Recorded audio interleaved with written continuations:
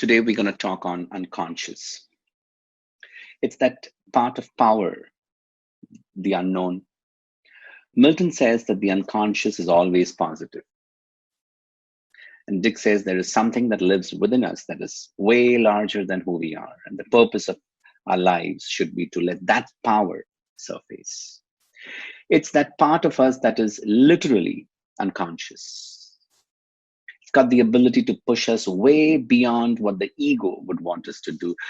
And the part of our ego cannot control without some kind of discipline and learning as to how to communicate or dialogue with these unconscious forces. So we got to teach the ego, the left brain, the logic, the definition of self.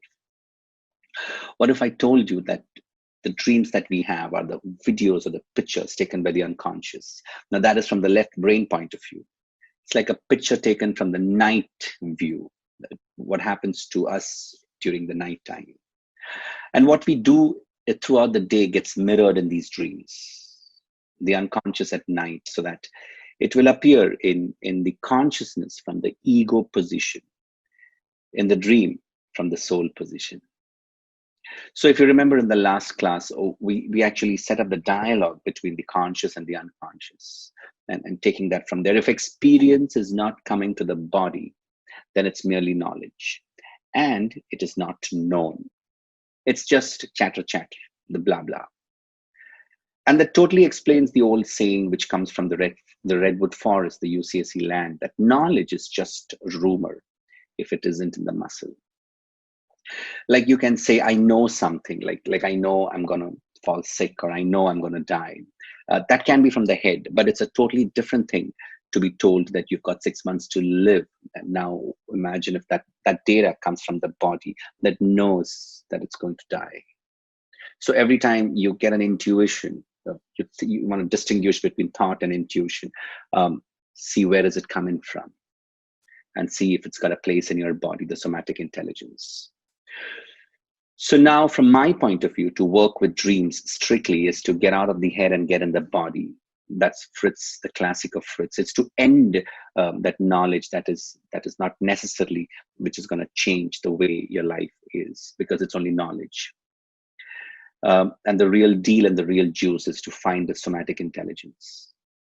If you bring that information down to the body, and if you, let's say, have a snake in the dream or fire in the dream, and if you become the snake or the fire in the field and allow that energy to come through, the feeling of I have got this energy in the body. The client once says, gosh, I have never experienced this energy in my whole life. What a dream that is. Once you experience that energy in the body, it's for you to know, A, know, B, to experience, and C, to be curious. To be curious as to, A, again, what is it like? Second, what does it want from me? Third, what's the message here, and what's the meta message here? Curiosity is therefore an asset. Judy reminds us about this all the time. You see something totally different happens when things are experienced at the muscular level. A client once told in class that I had a dream of a wolf, and Dick told her, well, could you become one? And there she got out of the chair, came up, and we could see the wolf going around with magnificence and majesty, with all the details. And from the meta position, all of us could tell it's more than head knowledge. There was learning in the body, some assimilation and curiosity. Actually, the client displayed generosity to a great extent. And we could all witness the enormous energy of the wolf amongst us moving up. And that was the magician at play. We were all so mesmerized, like always. Now, the wolf is the animal of the Apollo. You know this, right? We discussed this also. It's a very intelligent animal, but its weakness is greed. It wants something, and often it does not know what it wants. Now, want is an energy, and this is the archetype. The energy wants more and more. Now, the Gestaltian and the Jungian both pay close attention here, because this is the first time we'll be bringing both these aspects together to the field, the polarities and the archetypes, both in one frame. And it's just so cool. When I was listening to Dick, when he was talking about this part, I was completely in awe of the giant. And knowing him, he was one on the Enneagram, and that brings in perfection and class. Well, now that greed of the archetype of the wolf on the negative side, it's wanting more food, more sex, more alcohol, more money, more etc., etc., more of anything that is concrete. Now, if this greed grows on the other polarity in the spiritual direction, then it would be extreme creativity. You see, these archetypes will always have two polarities within each archetypes. Now, that is the underlying principle of every constellation, every drama, every interaction that you see. For you to recognize before responding is the crux, is the thing. So, A, to understand which polarity under which archetype is communicating, and second, which polarity in you have been activated or triggered in that domain when the other shows up. So, who have you become when the other shows up? See, it's always the interplay that happens. You see, this is the understanding that you bring to the field, the whole, the perceptual position, and the distant reasons. So once it's on the concrete side, then it's perverted. And the moment it swings to the other side, it becomes creative. So here is the beauty of NLP and the learning from Judy, where she says, one without the other is incomplete. That is why the Buddha leaves the palace in every birth, in every universe. The real learning is the learning that involves the East and the West. So we need this energy of want of the concrete, but to also get this energy so that we get the amalgamation of both the mercy and the Mercedes. So let's talk of salvation in the palace so that no man has to abandon that or feel guilty about it. It's not one without the other, because it takes two to know one. This united force is the force of the universe. It's creative force. It's the force and the source that lives, breathes, and moves in every single atom. And whatever you want to call it, God, the universe, or even Tom. That force is the maker of dreams, cause it influences, it shades, and it directs. So disha deta hai. It gives direction. Do you get the concept? And therefore, we have a place to reach, which we will reach. Whether we decide that, or even if we don't decide, it takes us somewhere as the future unfolds and the story is told. It's the world of the Tao now. So if you understand the being and the doing, but we need both these polarities. You got to be till you're found, and then the doing comes in place. So it's not, again, one without the other, and not to be overtaken by our own overwhelming ego, but to find that path that we're able to live. Now the wholeness comes from the totality of our being. Now you have to seek that harmony between the conscious and the unconscious. Yeah, I read that. Yeah, it's that harmony. So let's take a question there. Yeah, Yulia asks me a question, and to respond to that, I would say, let's take the masculine and the feminine energy. Let's consider these two energies. Now, remember, when I say the two energies, we're not talking in any way about gender. And when I'm talking of masculine, don't make it synonym with patriarchy. In fact, in my opinion, it's the parody of masculinity. And I don't think it's a new idea. Now, is it? If you look at various cultures across, you will find the existence of these energies through wonderful stories like the Shiv Shakti or the yin and the yang.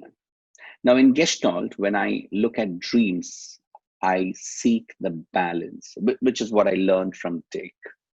We try to seek the balance in the client's map of the world of one energy with another, and then bring that balance to the body, and then to anchor it in a way that the head and the somatic intelligence can access this data for all future references. So it's integration, it's amalgamation, it's assimilation, and then the osmosis. And then the big one, right? The access and the radiance. Does that make sense, Julia? Yeah, let's take another one. It says, tell me more about feminine energy. Well, it's not one without the other, right? And when you look at the feminine, you look at it as a process instead of a product. It's being versus doing. And we're going to talk a lot of this back and forth throughout today's talk, today's session. It's what we discussed in the topic of drawing from the right side of the brain, the work of Betty Edwards. It's being in the here and now, not displaced in the past or searching something in the future. Yeah, you'll get that with the other part. There's another question waiting, and I like to integrate both, and you'll get this. What are the masculine qualities that are within all of us? I really like the way that question is framed. It's not framed as to what are the masculine qualities. There's a presupposition there which says, what are the masculine qualities that's within all of us? That takes away the distinction of gender male and gender female, which is the beauty, the real masculine. Yeah, and here's my response to that.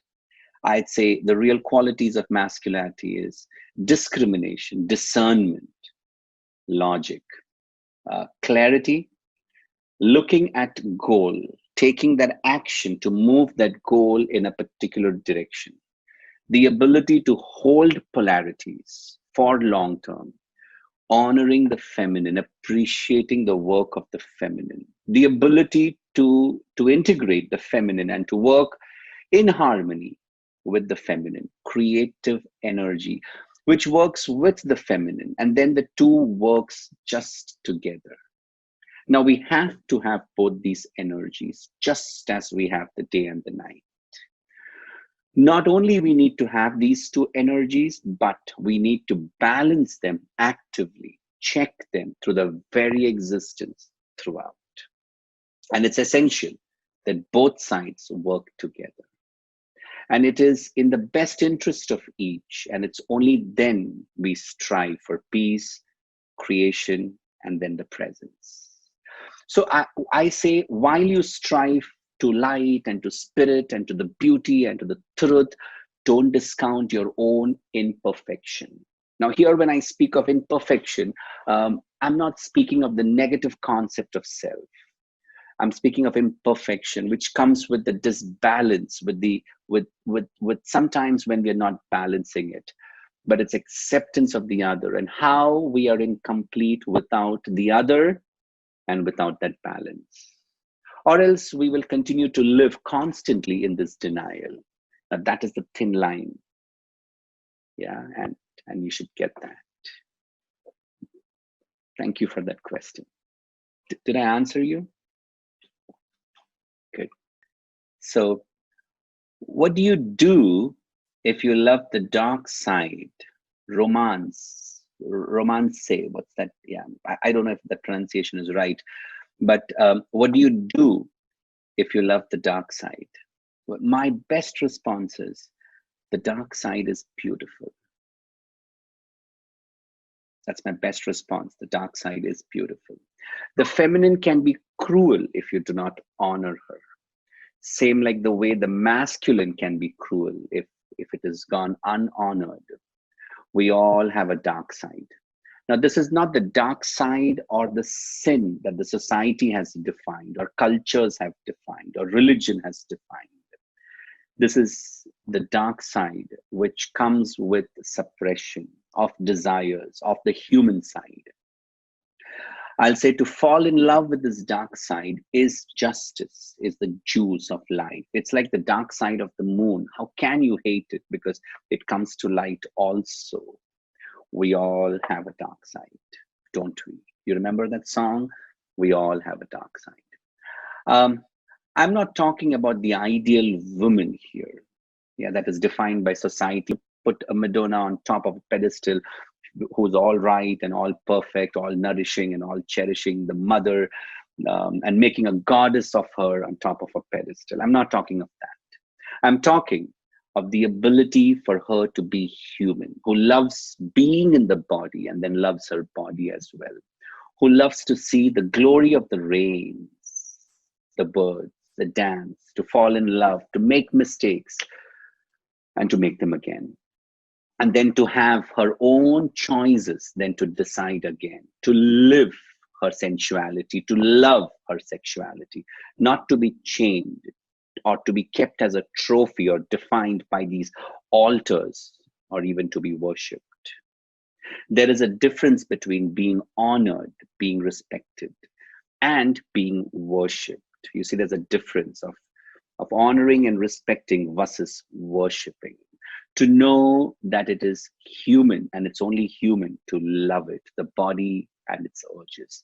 Instead of being anything other than human, that is separated and not one amongst us, that's the gap. The other side of the mother on the pedestal is Mary Magdalene. And people do not mention that they have this archetype, and they have, right? But many men would have wife and mistress, and many women are equally split. The Judo-Christian tradition has left the feminine right split down at the middle, and that we have the virgin and the whore. Now that's not only at the individual level, but also at the community level, also at the cultural level. In man, it is split between the father and the one that runs away from responsibility, the provider, the Don Juan. What you call as a dark side, if it's rejected, it will also be manifested and it'll show up strong in every culture. And that there is something wrong in the culture of being, that's I think something that is wrong in every culture, because somehow they hold you for being accepting the body in many ways, for being earthly, for being human, you know really loving the body and acknowledging the rhythms of the body is important. That's the only way you know that you can swing between the body and the spirit. It's not one without the other. Our culture have in many ways disregarded people who have lived a full life, a life honoring their body. These people in many ways have been tagged as stupid, slow, or naive. Now, I do believe in the evolution of consciousness, and I do believe that there is a God, goddess, and these two together, well, they cannot be separated. Now, that's my point of view. It's God or goddess, or I think God as a spirit and goddess as the manifestation of that spirit, and you have to have both in order for either of one to exist in our mentality or visualization. You get that play of that constellation. You need to have both for either of them to exist. That's Gestalt in many ways. So I see these archetypes are beginning to come in the dreams of hundreds and thousands of people dreaming all around the world, as the god is trying to balance the feminine energy that has been lost around on this planet, or maybe to balance the masculine energy. You see, these messages are from either the local or the global level. These are messages that you see either from your own depth or from above, but wherever it's coming from, the message is clear. It's not one without the other. It's through both, and both must exist for either of one to show up. It's the balance that is the key, and that is the ultimate message. The message is to check for avoidance and then balance that. The message is to check for overcompensation and then to balance that. Once you check where is that avoidance and where is that overcompensation and which are those areas, that recognition and awareness will itself bring healing and a sense of, or a sort of balance. Unless there is an agenda or a secondary gain to keep the imbalance, sometimes there is a gain in keeping that imbalance. John says, the agenda is the impedance to learning. The agenda that you have to maintain and create and to retain that imbalance is going to stop you from growing and building better human relationships and bonds. And that is because the mind is way fast and far ahead of the body. And the body, it quotes the feeling, it resists the logic or that clarity of thoughts that you have, because it's very, very sensory and very, very feeling based. So that you raise in order to obliterate feelings, then it ceases to be human. This is the point where the race has gone completely beyond human. Now, what is the point? And therefore, the attempt of everyone to bring sense back, that God is back to humanness. It has to come back in the body so that there is a sense of connection and direction. In that speed and manifestation between God and spirit in its own form, the body moves so slowly as compared to the mind. The mind can find the wormhole, the quantum entanglement, and it keeps jumping. But the body, because it quotes the feeling, it goes in a way. And people who can feel the feminine energy will feel this discord. And if you feel it, your heart will break. To see what people are doing to their body, to their children, it's a meaningless race to a no finish point. It's a synesthesia sometimes. The many polarities are not collapsing, and therefore they are creating further more of so many of them, deep, painful, and hurtful. And this disparity continues. The way ahead is simple. Either you face those avoidances, you face those overcompensations, and you collapse the split, or you overcompensate the avoidance even more and create more polarities. Obviously, the latter is more heavier and painful and splitting. And it is seen in many ways in our schools. The creative world has been taken away, and it's overcompensated by the memorizing of facts and these idiocies. And it's really sad to see how children are taken so far away from their imagination. They're not even given a chance to dream, to explore their body, to explore their creative efforts. Now, that immense energy that earns for creation, which is the masculine and the feminine, where the soul is not even given a chance to expand or to be. There is no room for that in our schools. Sad. But there's a lot of money that goes into building prisons and war machineries. Now, I can go on with this, but I think I'll take the next question. The next question, you too can see, right? All of you all. It says, let us say we recognize the divine, or what you call as the collapse of masculine and feminine. Tell me, what would happen to our society now, or how would our society be different? Good question. There would be great faith in being and in humanity.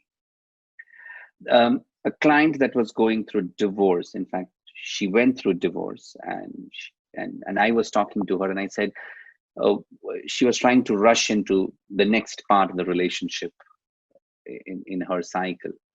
And I told her, would it be okay to spend your evening off these days with music and with things that you would like to do? And she said, but there's nobody in the house. When I open the door, it's empty.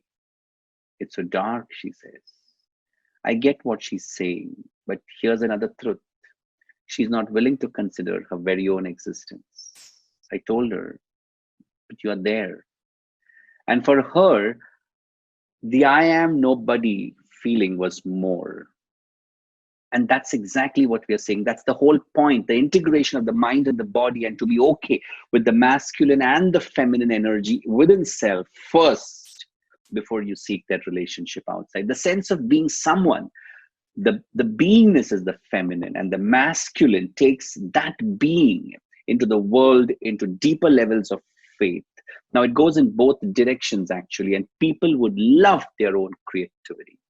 They would honor the imagination to create and express themselves. They would honor the earth. They would be able to relate without having the power over the whole world, because people wouldn't have agendas for their children or manipulate the love or people or relations, or trying to please another, kissing asses, living up to another's expectation, or seeking this validation. You see, in many ways, they would become a place, they would be creating a place where they would want to belong. And that's Robert's dream too, for the NLP community and for the rest of the world. The deepest and the safest redwood forest where we all can grow, and yet nothing and nobody is harmed. The ecosystem of I am because you are. Ubuntu in many ways. And to find that voice that lives within us, that is femininity. To find that voice which is connected to the depths, so that instead of the voice coming out from somewhere else or from our childhood, which says you should, you must, or you have to, etc., etc. And when that happens, to live to live that dream, a brand new masculinity, it comes into partner. The same thing with masculine. The more masculinity comes, the more the feminine begins to manifest in the dreams of real life.